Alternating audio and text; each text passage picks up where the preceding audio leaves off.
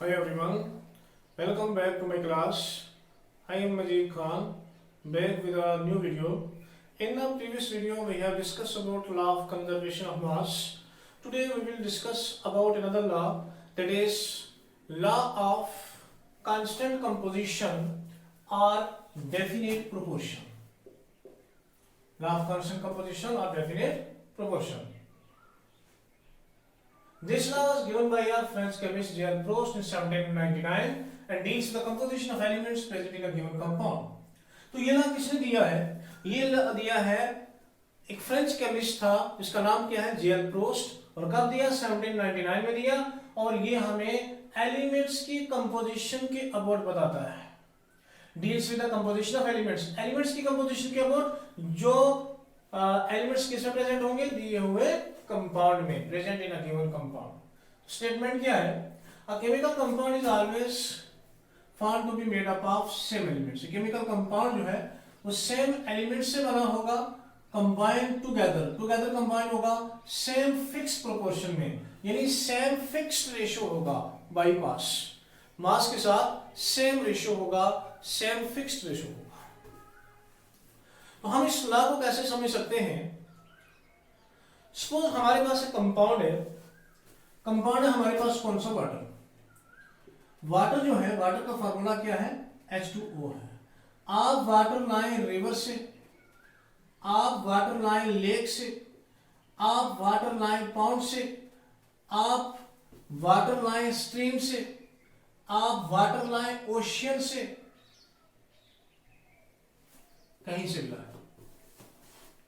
River से लाएं, lake से लाएं, पाउंड से लाएं, स्ट्रीम से लाएं या ओशियन से लाएं, और जो भी आप वाटर लाएंगे उस वाटर के अंदर क्या क्या प्रेजेंट होगा?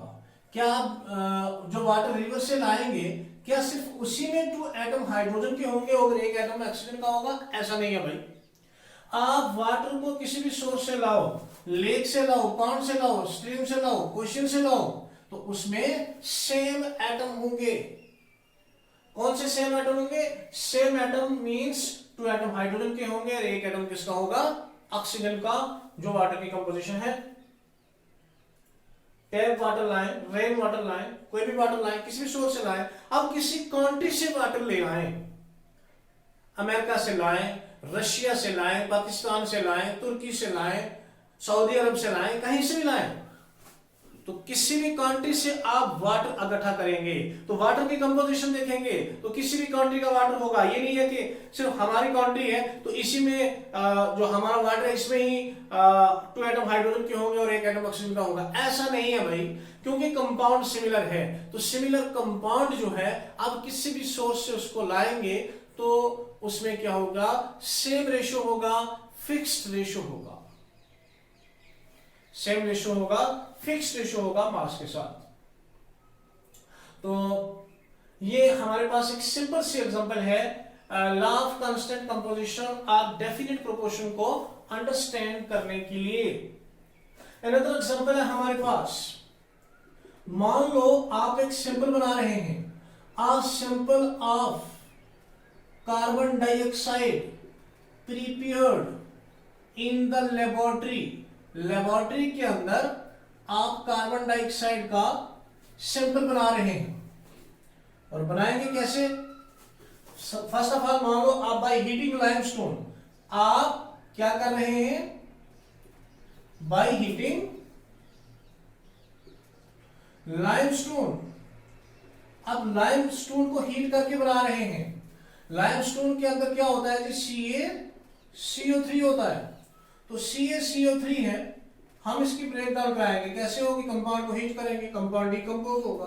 तो डिकम्पोज होगी, ये बनाएगा CaO प्लस क्या बनाएगा? CO2 बनाएगा. उसके बाद सेकंड एग्जांपल है by burning coal in air. आप कोल को बर्न कर रहे हो एयर के अंदर, तो कोल के अंदर क्या होता है भाई? कार्बन होता है. कार्बन की रिएक्शन ऑक्सीजन के साथ होगी तो क्या बन के आएगा आपके पास? CO2 बन के आएगा, कार्बन डाइऑक्साइड बनेगा. इसी तरीके से बाय द एक्शन ऑफ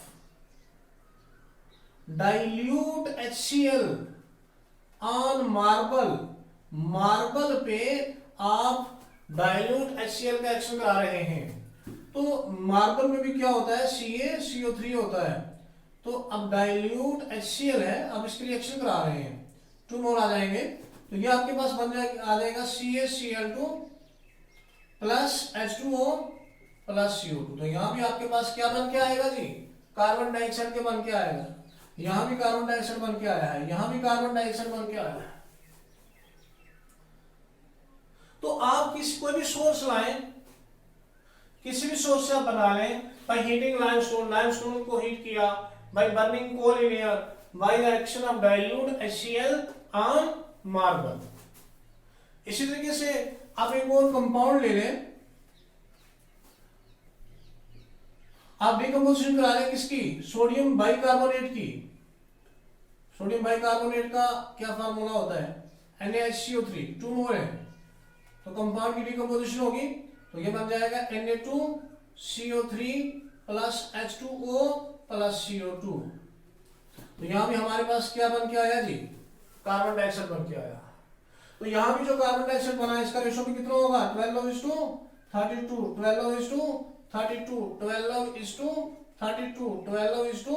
12:32। तो कहने का मीनिंग ये होगा कि आप अगर एक ही कंपाउंड बना रहे हैं, सिमिलर कंपाउंड बना रहे हैं और डिफरेंट सोर्स से बना रहे हैं, तो डिफरेंट सोर्स से बना रहे हैं, तो उसमें आप देखेंगे अगर, तो क्या होगा, रेशो क्या होगा, फिक्स होगा। क्या हम जो कैल्शियम कार्बोनेट से बना रहे हैं, क्या बना रहे हैं, कार्बन डाइऑक्साइड बना रहे हैं, क्या इसका रेशो अलग होगा, और बर्निंग कोल इन एयर से यहाँ पे जो कार्बन डाइऑक्साइड बन रहा है इसका रेशो अलग होगा, ऐसा नहीं है, सेम रेशो होगा, फिक्स रेशो होगा। यही तो हमें ये लॉ बता रहा है। और कौन सा लॉ बता रहा है, लॉ ऑफ कांस्टेंट कंपोजिशन बता रहा है।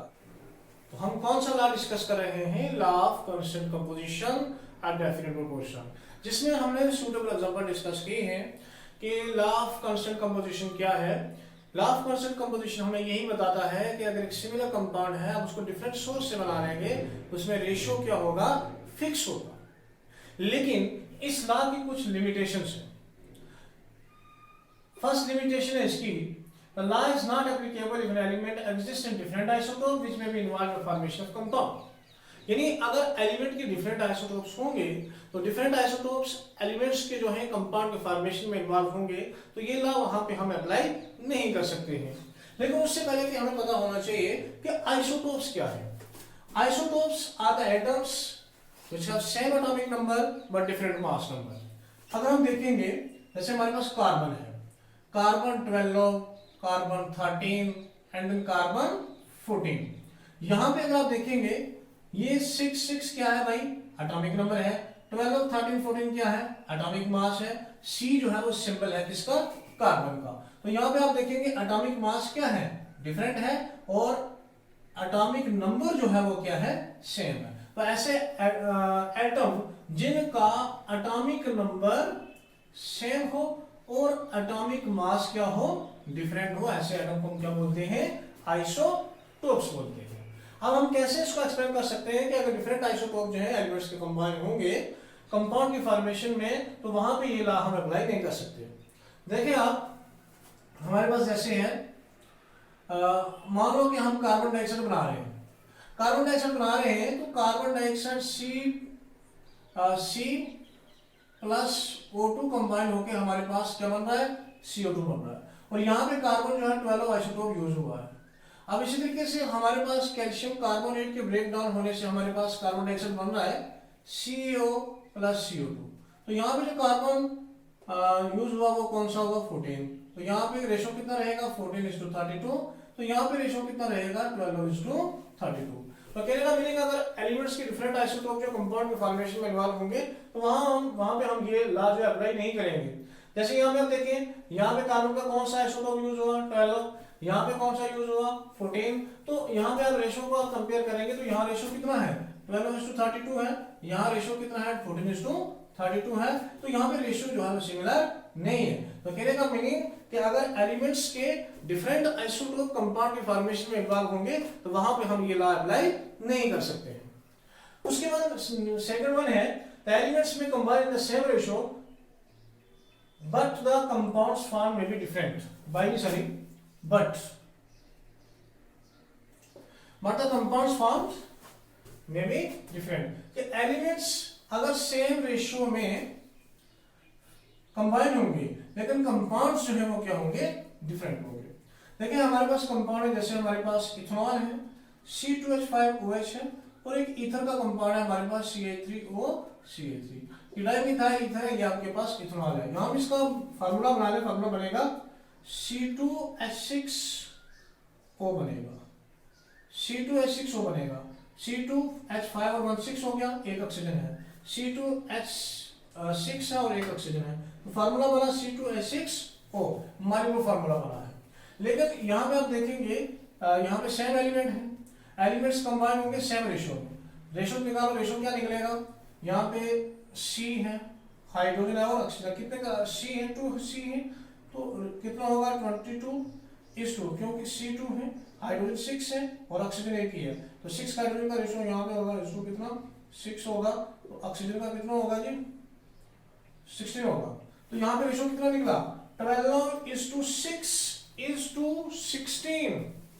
रेशियो को सिंपल कर लो तो ये बन जाएगा 12:2 तो ये बन जाएगा 12 बन जाएगा आपका 3 बन जाएगा आपका कितना 8 बन जाएगा। 12:2 3 6 तो 8 16, ये आपका बनेगा सिंपलेस्ट रेशियो। तो कहने का मीनिंग ये हुआ कि अगर एलिमेंट्स कंबाइन होंगे सेम रेशियो में, रेशियो तो सेम है, यहाँ पे एलिमेंट सेम रेशियो में कंबाइन हुए हैं लेकिन कंपाउंड सेम नहीं रहेंगे। ये वाला कंपाउंड अल्कोहल का है, इसका नाम क्या है इथेनॉल है, और ये वाला कंपाउंड ईथर का है और इसका नाम है जी डाइमिथाइल ईथर। तो ये भी इसकी लिमिटेशन है कि कंपाउंड सेम रेशियो में कंबाइन होंगे लेकिन कंपाउंड्स जो है वो क्या हो सकते हैं, डिफरेंट हो सकते हैं। तो this is all about the law of constant composition और डेफिनेट प्रोपोर्शन।